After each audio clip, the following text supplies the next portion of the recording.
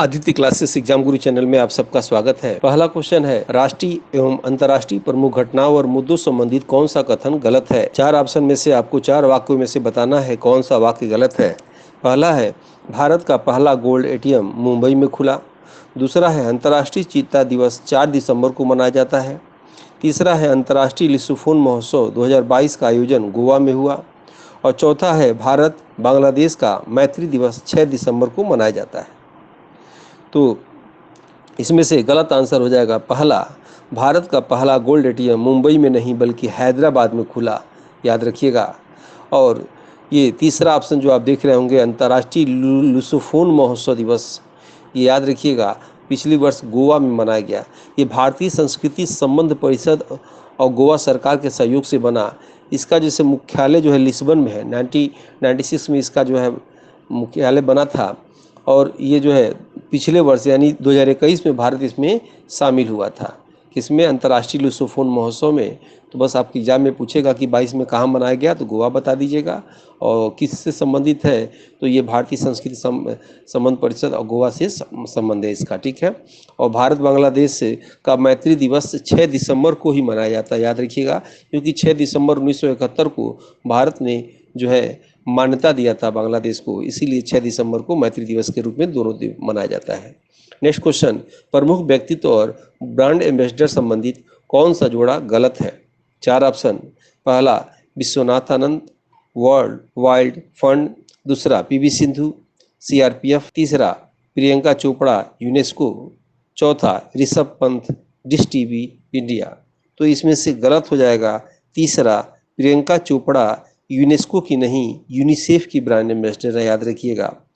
UNICEF का स्थापना 1946 में हुआ था। इसका हेडक्वार्टर न्यूयॉर्क में है। 193 देश हैं। वर्तमान में यूनिसेफ के अध्यक्ष कैथरीन रेसल हैं। और यूनेस्को के विषय में आप जानते ही होंगे, यूनेस्को की स्थापना 1945 में हुआ था।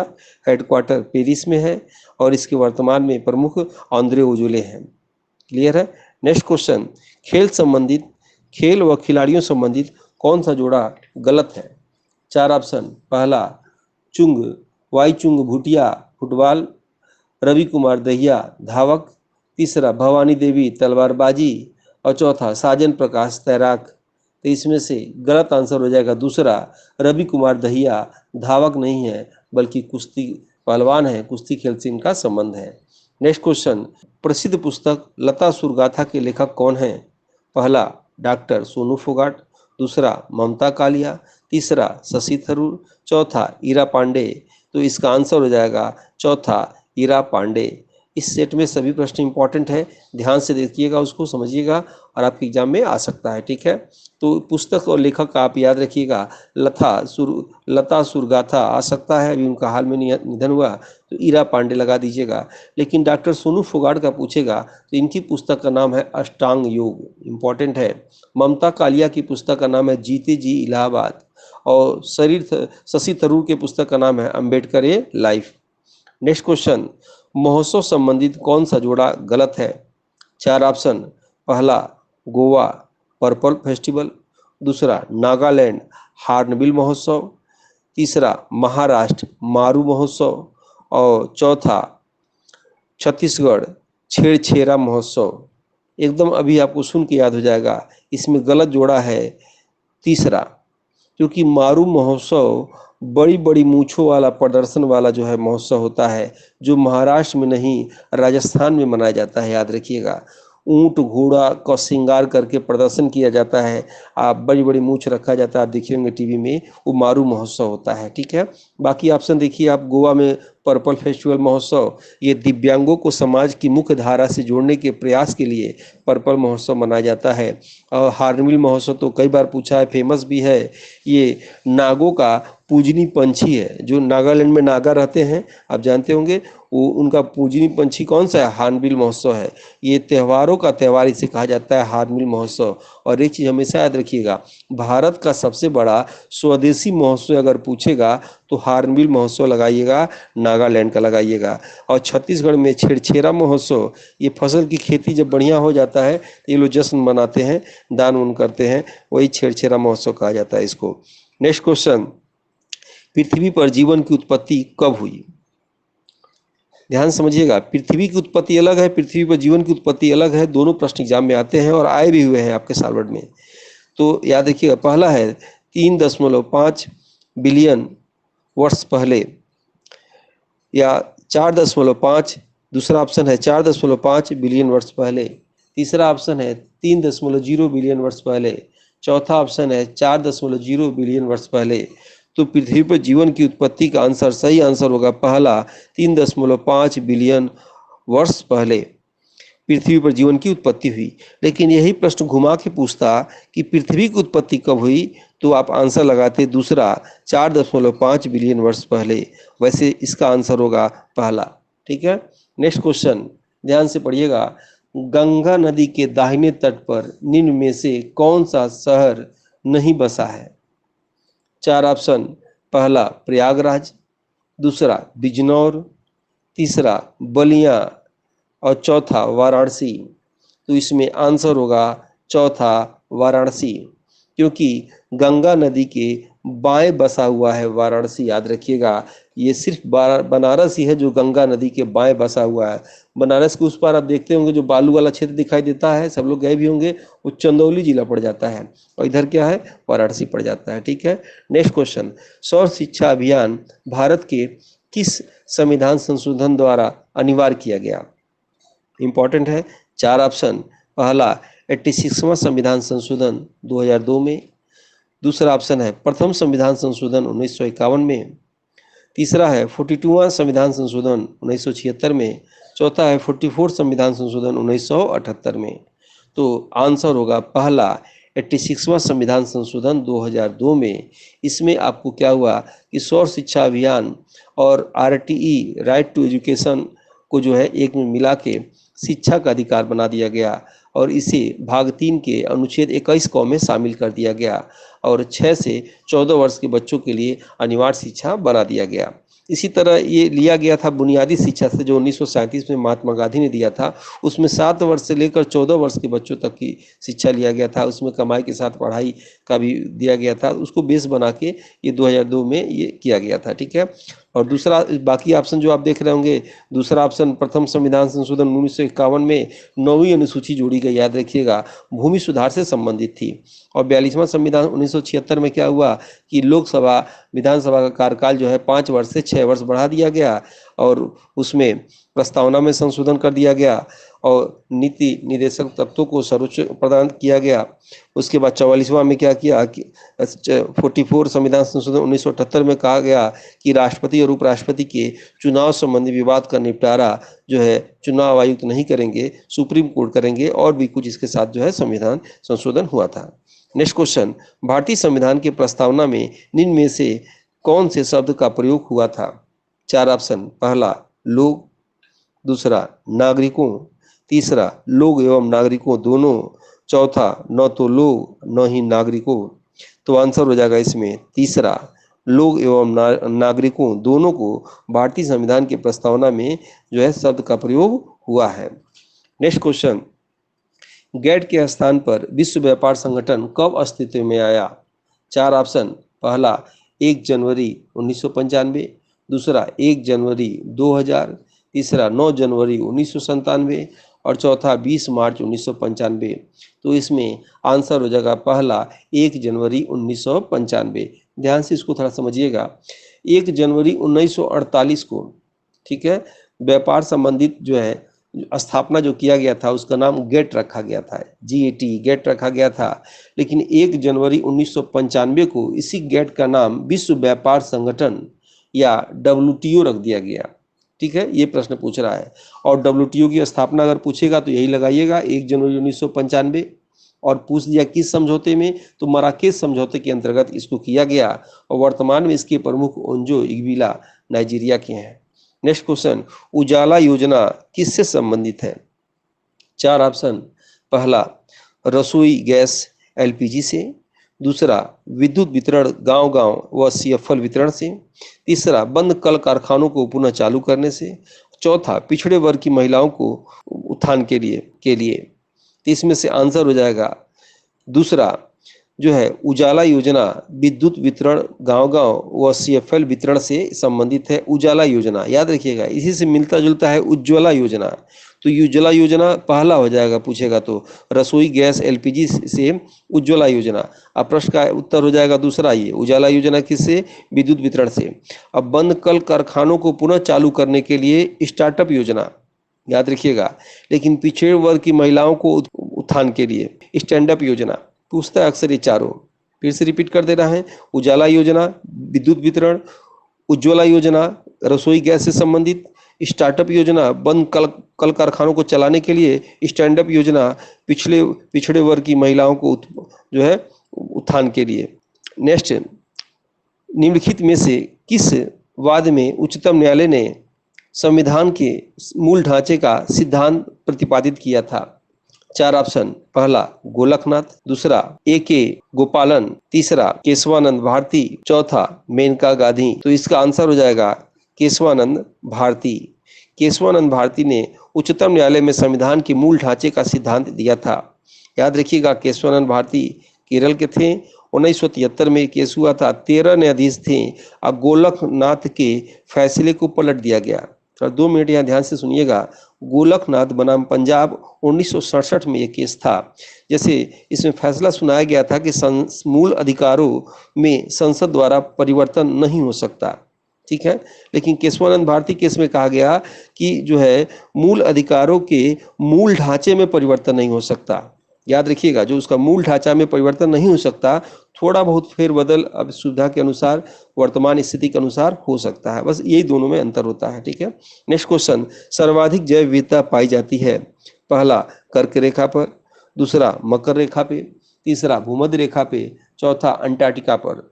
तो आंसर होगा इसमें तीसरा भूमध्य रेखा पर। याद रखिएगा, सर्वाधिक जैव विविधता पाई जाती है भूमध्य रेखा पर, इक्वेटर पर, उसी को विषुवतीय रेखा के नाम से भी जाना जाता है। जैव विविधता आपको बताया गया था, वह स्थान जहाँ सभी तरह के पेड़ पौधे जीव जंतु पंछियाँ पाई जाती हैं, उसे जो है जैव विविधता क्षेत्र कहा जाता है। और ये भूमध्य रेखा पर ही क्यों सर्वाधिक पाया जाता है? क्योंकि यहाँ संवहनी वर्षा होती है, क्योंकि तापमान अधिक होता है। तापमान अधिक होने से संवहनी वर्षा होती है, रोज रोज वर्षा होती है, और वर्षा होने से वहाँ जो है घने वनस्पति पाए जाते हैं, ठीक है, जिस कारण से वहाँ जैव विविधता अधिक होती है। अब आपको प्रश्न बताना है कि भारत के कितने राज्यों को कर्क रेखा काटती है, ठीक है, और आपको बताना है दूसरा प्रश्न का आंसर कमेंट बॉक्स में, ऑस्ट्रेलिया से कौन सी रेखा होकर गुजरती है, ठीक है। और अंटार्कटिका पर एक मछली पाई जाती है जिसमें कहा जाता है कि 95% उसमें प्रोटीन होता है, बहुत महंगा मछली मिलता है। उस मछली का नाम बताइए, मैं वीडियो में बता चुका हूँ इसके पहले। नेक्स्ट क्वेश्चन, निम्नलिखित में से किसे वायुमंडल के प्राकृतिक संतुलन के लिए कार्बन डाइऑक्साइड की उपयुक्त सांद्रता मानी जाती है? चार ऑप्शन में, पहला 0.02%, 0.03%, 0.04%, 0.05%। तो आंसर होगा दूसरा 0.03%। वैसे पूरा देखा जाए तो 0.0379% कार्बन डाइऑक्साइड होता है। और आपको कमेंट बॉक्स में बताना है कि जब हम लोग वायुमंडल में अगर ये कार्बन डाइऑक्साइड इतना प्रतिशत है तो हम लोग लेते हैं तो क्या करेंगे, इतना ही लेंगे, लेकिन जब छोड़ते हैं तो वायुमंडल में CO2 क्या % छोड़ते हैं, ये प्रश्न आपको बताना है। जैसे आप जानते होंगे 21% ऑक्सीजन है वायुमंडल में, तो जो हम ऑक्सीजन लेंगे तो 21% तो लेंगे ही लेंगे, लेकिन जब छोड़ेंगे तो ऑक्सीजन का प्रतिशत कितना हो जाएगा, इन दोनों का आंसर आपको देना होगा। कमेंट बॉक्स में देखते हैं कितने लोग देते हैं। आप सबका कमेंट मैं पढ़ता हूँ और लाइक भी करता हूँ। नेक्स्ट क्वेश्चन, विश्व ओजोन दिवस मनाया जाता है? चार ऑप्शन, पहला 16 सितंबर को, दूसरा 24 अप्रैल को, तीसरा 25 दिसंबर को, और चौथा 30 जनवरी को। तो आसान प्रश्न है, विश्व ओजोन दिवस 16 सितंबर को मनाया जाता है क्योंकि अंटार्कटिका से इसे स्पष्ट रूप से 16 सितंबर को देखा जाता है, दक्षिण अफ्रीका से भी दिखता है। 24 अप्रैल को सबको मालूम है राष्ट्रीय पंचायत दिवस, 25 दिसंबर को क्रिसमस डे मनाया जाता है, 25 दिसंबर को सुशासन दिवस भी मनाया जाता है, और स्वर्गीय अटल बिहारी वाजपेयी मदन मोहन मालवीय जी का जन्मदिवस भी 25 दिसंबर को मनाया जाता है। 30 जनवरी को राष्ट्रीय शहीद दिवस मनाया जाता है, कुछ दिवस भी मनाया जाता है। नेक्स्ट क्वेश्चन, अनुभवी टीम द्वारा UPSC का टेस्ट सीरीज शुरू किया गया है जीके जीएस पेपर के लिए, जो 6 यूनिट वाइज है, जिसके अभ्यास से आप अपने जीके जीएस के कॉन्सेप्ट को क्लियर करके अपने लक्ष्य को आसानी से प्राप्त कर सकते हैं। अगर आप इस टेस्ट सीरीज को लेते हैं तो आपको फ्री में मिलेगा सभी यूनिट के मॉडल पेपर, 100 से अधिक हैं, और सभी यूनिट के पीडीएफ नोट्स हिंदी और इंग्लिश में, 50 plus grouping test, 20 plus unit wise test, 58 plus PDF 5 test और 2014 से 21 तक साल भर पेपर है। इसके लिए आपको नई जानकारी के लिए टेलीग्राम ग्रुप पर आप जुड़ सकते हैं। टेलीग्राम लिंक है आदित्य क्लासेस एग्जाम गुरु। निःशुल्क सभी वीडियो एवं परीक्षा संबंधी जानकारी के लिए जुड़े टेलीग्राम ग्रुप से या अपने मोबाइल से स्कैन करके। BCD का पूरा नाम है। 4 ऑप्शन। पहला बाइनरी कोडेड डेसिमल, दूसरा बीट कंट्रोल डेसिमल, तीसरा बाइनरी कोड डिवाइस और चौथा बाइट कोडेड डेटा। तो आंसर हो जाएगा पहला बाइनरी कोडेड डेसिमल, BCD का फुल फॉर्म है। नेक्स्ट क्वेश्चन, भारतीय सुदूर संवेदन संस्थान किस शहर में स्थित है? 4 ऑप्शन।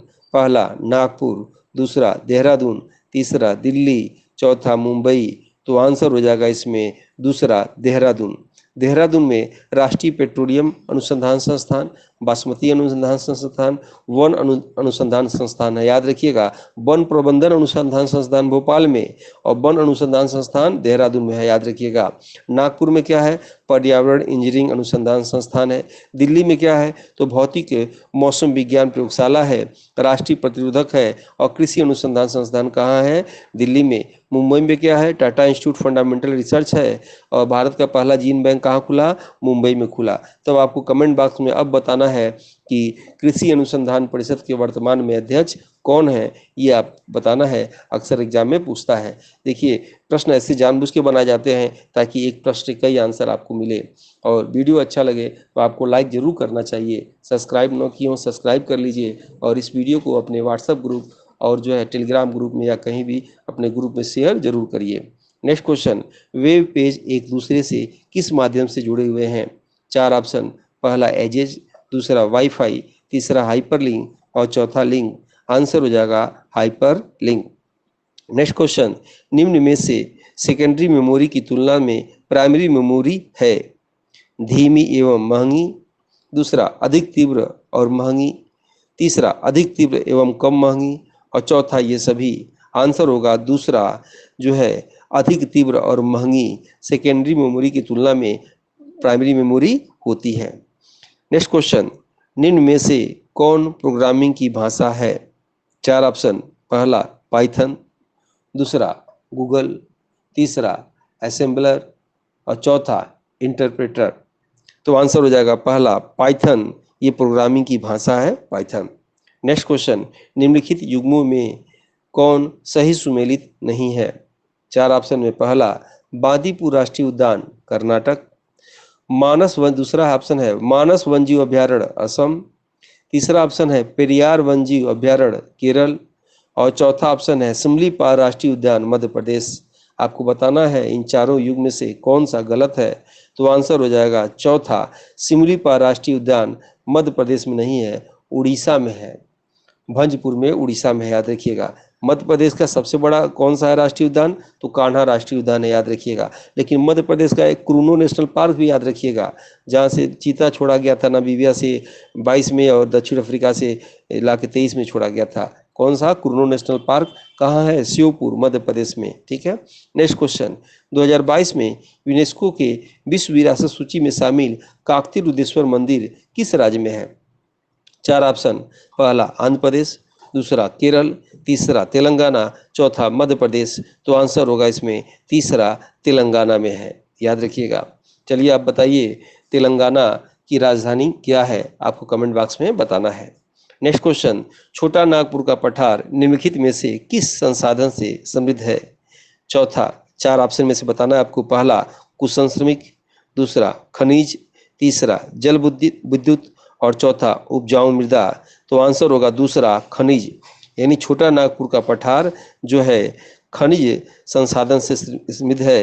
ये याद रखिएगा, छोटा नागपुर का पठार झारखंड में है और नागपुर कहाँ है? महाराष्ट्र में। दोनों में अंतर है, वो छोटा नागपुर है, वो नागपुर है। ठीक है। महाराष्ट्र की दूसरी राजधानी, पहली राजधानी मुंबई में है। ठीक है। और बताए थे नागपुर में और क्या है? नागपुर में पर्यावरण इंजीनियरिंग अनुसंधान संस्थान का मुख्यालय है, इसी को नीरी के नाम से भी जाना जाता है, याद रखिएगा। चलिए बताइए, पर्यटन मंत्री कौन है और पर्यावरण मंत्री कौन है, दोनों का नाम बताइए ताकि आपको याद हो जाए, दोनों इंपॉर्टेंट है, आ सकता है एग्जाम में। नेक्स्ट क्वेश्चन, प्रायद्वीपीय भारत में सबसे लंबी नदी कौन सी है? चार ऑप्शन, कावेरी, दूसरा नर्मदा, तीसरा गोदावरी और चौथा महानदी। तो प्रायद्वीपीय भारत में सबसे लंबी नदी का नाम है गोदावरी, याद रखिएगा। प्रायद्वीपीय भारत में अगर पूछे आपसे तो सबसे लंबी नदी गोदावरी लगाइएगा। लेकिन अगर ऐसे प्रश्न, ये प्रश्न फंसाऊ प्रश्न है, कभी कभी ऐसे देखिएगा, प्रश्न कई बार आया है, सही भी किया है। अगर पूछेगा दक्षिण भारत की सबसे लंबी नदी तो कावेरी लगा दीजिएगा, लेकिन पूछे कि दक्षिण की लंबी नदी तो गोदावरी लगाइएगा, ठीक है। यहाँ प्रायद्वीपीय भारत पूछ रहा है, तो प्रायद्वीपीय खंड क्या होता है कि वो जमीन का वह खंड जिसके तीन ओर जल हो, मतलब तीन ओर पानी हो, और जो है वो बीच में जो स्थल हो उसे प्रायद्वीप कहा जाता है। जैसे खाड़ी आप जानते होंगे कि जो जल हो और उसके तीन ओर स्थल हो तो उसे खाड़ी कहते हैं। तो अगर प्रायद्वीपीय भारत का सबसे लंबी नदी पूछेगा तो गोदावरी कहिएगा। गोदावरी को बूढ़ी गंगा के नाम से भी जाना जाता है, ठीक है। चलिए कमेंट बॉक्स में बताइए गोदावरी किस शहर के किनारे है, ठीक है। उसके बाद नेक्स्ट क्वेश्चन है, भारत के किस मध्यकालीन शासक ने इक्ता व्यवस्था प्रारंभ किया? इक्ता व्यवस्था क्या होता है? जैसे किसी भी कर्मचारी को वेतन के बदले जमीन देना, सैनिकों को जैसे वेतन तनख्वाह न देकर उसको जमीन दे देना, उसी को इक्ता व्यवस्था कहा जाता है। तो भारत के किस मध्यकालीन शासन ने इक्ता व्यवस्था प्रारंभ किया? चार ऑप्शन है, पहला इल्तुतमिश, दूसरा बलबन, तीसरा अलाउद्दीन खिलजी और चौथा सिकंदर लोदी। तो आंसर हो जाएगा इल्तुतमिश, याद रखिएगा। दास्ता से मुक्त होने वाला प्रथम शासक इल्तुतमिश को कहा जाता है। बलबन के विषय में जानते होंगे, सिजदा और पाबोस प्रथा जैसे झुक के प्रणाम किया जाता है, तो ये बलबन ने शुरू किया था।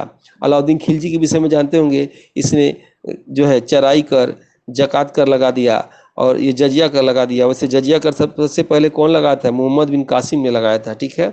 और ब्राह्मणों ऊपर कौन लगा दिया था? फिरोज शाह तुगलक ने लगा दिया था। अकबर ने समाप्त कर दिया था, लेकिन जजिया कर हमेशा हमेशा के लिए समाप्त कौन कर दिया?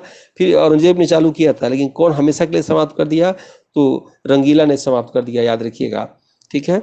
रंगीला आप जानते होंगे, किसका रंगीला पूरा नाम है, बताइए कमेंट बॉक्स में। सिकंदर लोदी, सिकंदर लोदी की जो ऑप्शन जो आप देख रहे होंगे, ये बहलोल लोदी के पुत्र थे और लोदी वंश के संस्थापक जो है बहलोल लोदी थे। सिकंदर लोदी ने आगरा की स्थापना किया था। नेक्स्ट क्वेश्चन, शोध पत्र क्या होता है? चार ऑप्शन, पहला अधिक पत्रिकाओं में प्रकाशित किया जाता है, दूसरा समकक्षी पुनरीक्षक मूल शोध या अन्य द्वारा किए गए शोध का मूल्यांकन निहित होता है, लेखक द्वारा माना गया मूल शोध निहित होता है, चौथा विषय पर सूचनाओं का संकलन होता है। तो आंसर हो जाएगा आपका दूसरा, समकक्षी पुनरीक्षण मूल शोध या अन्य द्वारा किए गए शोध का मूल्यांकन इसमें निहित होता है। नेक्स्ट क्वेश्चन, ऐतिहासिक शोध में बल दिया जाता है।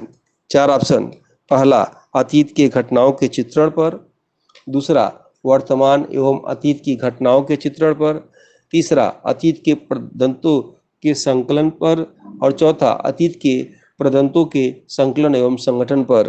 तो ऐतिहासिक शोध में बल दिया जाता है, आंसर होगा चौथा, अतीत के प्रदंतों के संकलन और संगठन पर। नेक्स्ट क्वेश्चन, वह अवधारणात्मक रूपरेखा जिसमें शोध आयोजित किया जाता है। चार ऑप्शन, पहला शोध का सारांश, दूसरा शोध अभिकल्प, तीसरा शोध परिकल्पना और चौथा शोध प्रतिमान। तो इसमें आंसर हो जाएगा दूसरा, शोध अभिकल्प वह अवधारणा रूपरेखा है जिसमें शोध आयोजित किया जाता है। नेक्स्ट क्वेश्चन, शिक्षा की यशपाल समिति 1993 का विषय निम्न में से क्या है? पहला शिक्षक शिक्षा में ICT, दूसरा बिना बोझ के सीखना, तीसरा प्रसारण के माध्यम से सीखना और चौथा कोई नहीं। तो आंसर हो जाएगा बिना बोझ के सीखना। नेक्स्ट क्वेश्चन, 1947 के बाद 2011 की जनगणना सर्वेक्षण का क्रम क्या है? चार ऑप्शन, पहला 7वां, दूसरा 8वां, तीसरा 15वां और चौथा 16वां। ध्यान से सुनिएगा, इंपॉर्टेंट है। 1947 में यानी आज़ादी के बाद जो 11 की जनगणना हुआ वो 7वां था, ठीक है। अब जो 21 में होगा वो 8वां होगा, लेकिन जब नियमित जनगणना शुरू हुआ था 1881 से 53 के समय, तब से अगर देखा जाए तो 15वां होगा। और 1881-53 के समय से देखा जाए तो 21 की जनगणना 16वां होगा, जो प्रथम डिजिटल जनगणना होगा। ठीक है, तो वीडियो अच्छा लगे तो लाइक जरूर करिएगा। मिलते हैं हम लोग नेक्स्ट वीडियो में। जय हिंद, जय भारत। अनुभवी टीम द्वारा यूपीएचईएससी का टेस्ट सीरीज शुरू किया गया है जीके-जीएस पेपर के लिए, जो 6 यूनिट वाइज है, जिसके अभ्यास से आप अपने जीके-जीएस के कॉन्सेप्ट को क्लियर करके अपने लक्ष्य को आसानी से प्राप्त कर सकते हैं। अगर आप इस टेस्ट सीरीज को लेते हैं तो आपको फ्री में मिलेगा सभी यूनिट के मॉडल पेपर, 100 से अधिक हैं, और सभी यूनिट के पीडीएफ नोट्स हिंदी और इंग्लिश में, 50+ grouping test, 20+ unit wise test, 58+ PDF 5 test और 2014 से 21 तक साल भर पेपर है। इसके लिए आपको नई जानकारी के लिए टेलीग्राम ग्रुप पर आप जुड़ सकते हैं। टेलीग्राम लिंक है आदित्य क्लासेस एग्जाम गुरु। निःशुल्क सभी वीडियो एवं परीक्षा संबंधी जानकारी के लिए जुड़े टेलीग्राम ग्रुप से या अपने मोबाइल से स्कैन करके